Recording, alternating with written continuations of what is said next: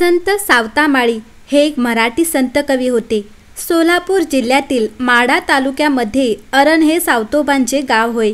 दैवू माळी हे सावता महाराजांचे आजोबा होते. ते पंढरीचे वारकरी होते. त्यांना 2 मुले होती, पुरसोबा आणि डोंगरोबा. पुरसोबा हे धार्मिक वळणाचे होते आणि शेती व्यवसाय सांभाळून ते भजन पूजन करीत असत. पंढरीची वारी करत असत. त्यांचा विवाहही त्याच पंचक्रोशीतील सदू माळी यांच्या मुलीशी झाला. या दाम्पत्यांच्या पोळी सावतोबांचा जन्म झाला. या घराण्याचे मूळ गाव मिरज संस्थानातले औसे होय. दैवू माळी म्हणजे आजोबा अरण या गावी स्थायिक झाले. भेंड हे गाव जवळच 2 मैलावर आहे. सावतामाळी यांनी भेंड गावचे भानवसे रूपमाळी हे घराणे असलेल्या जनाई नावाच्या मुलीशी लग्न केले. तिने उत्तम संसार केला. त्यांना विठ्ठल व नागाताई अशी 2 अपत्ये झाली. सावतामाळी यांनी सेना न्हावी नरहरी सोनार यांच्याप्रमाणेच त्यांनीही आपल्या व्यवसायातील वाक्प्रचार शब्द अभंगात वापरले आहेत. तत्कालीन मराठी अभंगाच्या भाषेत नव्या शब्दांची नव्या उपमानांची त्यामुळे भर पडली. सावतामाळ्यांचे अभंग काशीबा गुरव हा लिहून ठेवत असे. संत सावतामाळी यांच्याबद्दल संत नामदेव म्हणतात, धन्य ते अरण रत्नांचीच खान, जन्मला निधान सावता तो. सावता सागर प्रेमाचा आगर, घेतला अवतार माळ्या घरी. साव म्हणजे खरे तर शुद्ध चारित्र, सज्जनपणा. सावता हा भाववाचक शब्द होय. सभ्यता, सावपणा असा याचा अर्थ होतो. सावता महाराज लहानपणापासूनच विठ्ठल भक्तीमध्ये रममान झाले.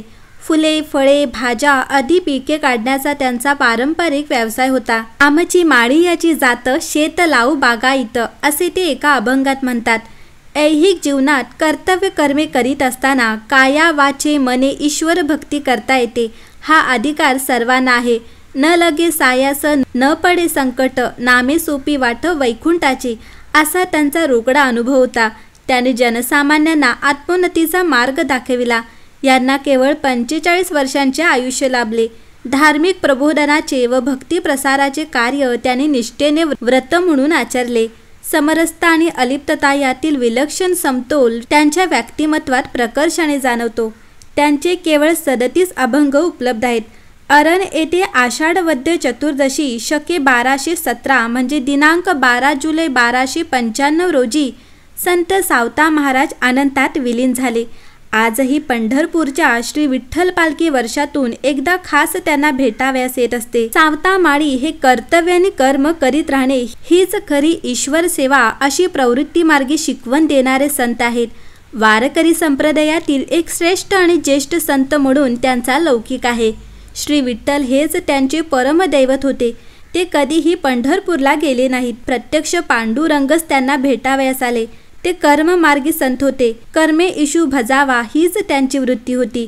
पंढरपूरच्या विठ्ठलाची पालखी वर्षातून एकदा खास त्यांना भेटावयास येत असते. अध्यात्म आणि भक्ती, आत्मबोध आणि लोकसंग्रह, कर्तव्य आणि सदाचार याची बेमालूम सांगड त्यांनी घातली. धर्माचरणातील अंधश्रद्धा, कर्मटपणा, दांभिकता व बाह्य अवडंबर याबाबत त्यांनी कोणाचीच भीडभाड ठेवली नाही. त्यावर सतत कोरडे ओढले. अंतशुद्धी, तत्वचिंतन, सदाचार, निर्भयता, नीतिमत्ता, सहिष्णुता इत्यादी गुणांनी त्यांनी भलावण केली.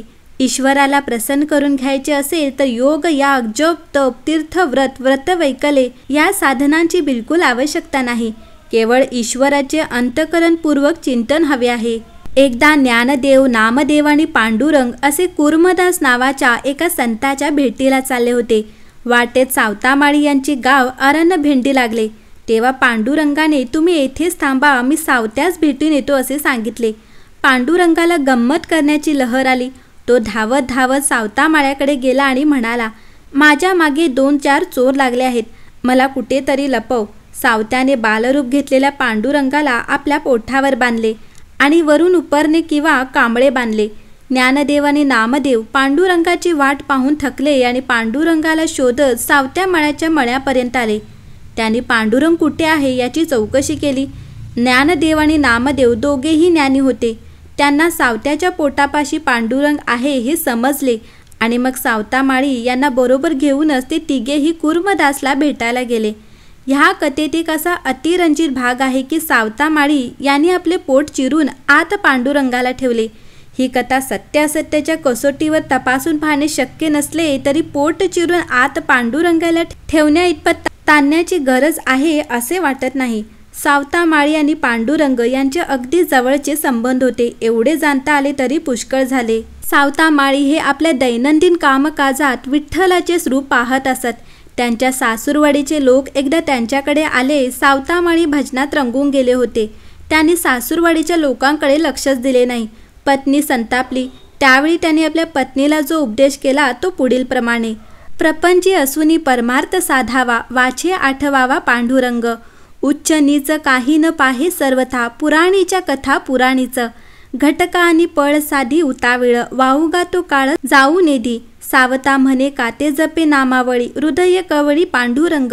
आपल्या कामात परमेश्वर पाहणारे काम हेच परमेश्वर अशी दृढ श्रद्धा बाळगणारे आणि स्वतःच्याही पत्नीला अधिकारवाणीने परमार्थाचा उपदेश करणारे सावता माळी त्यांच्या काळात महाराष्ट्राच्या भक्तीच्या मळ्याची मनोभावे जपणूक करीत होते. हे आपले भाग्यच नाही काय?